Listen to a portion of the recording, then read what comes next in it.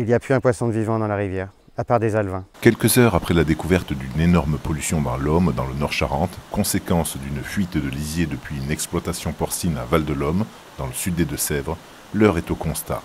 Un constat dramatique, effectué dès les premières heures ce mardi par les pêcheurs, complètement abattus. On va faire des prélèvements de aigues à remonter jusqu'à la source de la pollution, quoi, voilà, pour voir les mortalités de poissons et puis voir l'impact que ça a eu sur le milieu aquatique, quoi. Hier soir, on avait beaucoup de poissons qui dévalaient, une mortalité terrible sur le pont de Saint-Fraigne, quoi. On ne peut pas arriver à estimer comme il faut parce que l'eau était tellement boueuse et impactée par la pollution, quoi, qu'on n'arrivait pas à bien à voir les poissons qui passaient, quoi. Avec le courant, on n'arrivait pas à voir, quoi. C'est des pompiers qui mettent ça en œuvre, qui ont mis les ouvrages en œuvre, les barrages et tout. Maintenant, je ne sais pas jusqu'à quand ils vont les laisser, et puis j'en sais pas plus, quoi. C'est pas une pollution de surface, donc les barrages, bon, ça ne sert pas trop à grand chose, enfin à mon avis, bon, mais il faut attendre que ça se dilue par l'impact d'eau, comme ça a été arrêté la pollution en amont.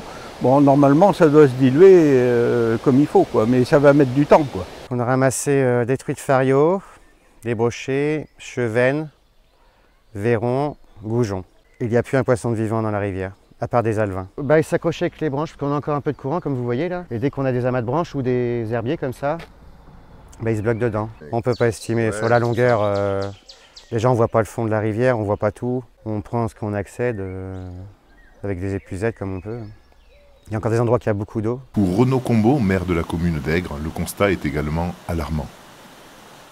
Alors effectivement, comme cela a été attendu, la pollution qui a été constatée arrive ce matin sur la commune d'Aigres, puisque avec les simulations sur l'avancée de la pollution, il était prévu que cela arrive dans la nuit et donc le phénomène devrait être présent sur Aigres sur l'ensemble de la journée. À ce jour, par mesure de précaution, les stations d'eau potable ont été coupées, néanmoins il y a une autonomie suffisante.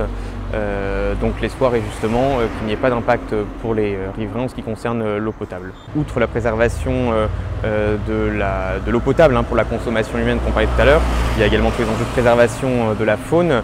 Et de toute façon, dans tous ces cas, on sait que plus on anticipe, mieux cela est pour la commune et pour le territoire. Sur la faune, effectivement, le bilan semble catastrophique. L'idée du barrage n'est pas effectivement de limiter une pollution qui de toute façon va se diffuser, mais ça va permettre effectivement de mieux mesurer l'impact sur l'écosystème notamment.